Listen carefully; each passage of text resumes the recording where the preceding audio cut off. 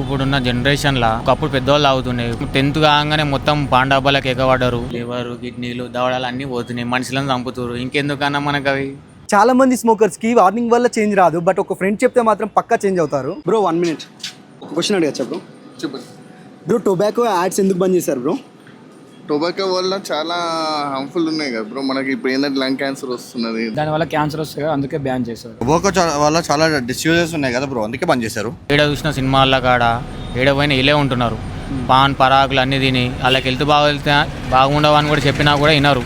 ఇది కూడా బాగా ఖరాబ్ అవుతున్నది. ఇంకొకటి పిల్లలు ఏంటంటే ఏజ్ తెలియకుండా వాడుతారు, వాళ్ళ ఫర్టిలిటీ పోతుంది. దానిలో చాలా ప్రాబ్లమ్స్ ఉన్నాయి కదా. ఫ్రెండ్స్ అయ్యి నార్మల్గా హెల్త్ పాడు చేసుకొని దానివల్ల చాలా బ్యాడ్ ఫుల్ ఉన్నాయి కదా. సో దానివల్ల అడ్వర్టైజ్మెంట్ బ్యాన్ చేయడం అయింది అనుకుంటున్నాను నేను అనుకుంటున్నాను. ఈ ప్రాబ్లమ్ యూత్ అంతా బాగా అడిక్ట్ అయిపోతున్నారు. ఒక హెల్దీ ఇండియా బిల్డ్ చేద్దాం అన్నట్టుగా ఆలోచనతో బ్యాన్ చేశారని నేను అనుకుంటున్నాను. ఇంట్లో చిన్న పిల్లలు టీవీ చూడడం వల్ల ఏమన్నా వాళ్ళకి ఇట్లా ఇన్ఫ్లుయెన్సర్ అయ్యి ఇట్లా ఏమన్నా చెడిపోతారనే బాధకు అడ్వర్టైజ్ అనేది బంద్ అయింది. So this world no tobacco day, quit tobacco.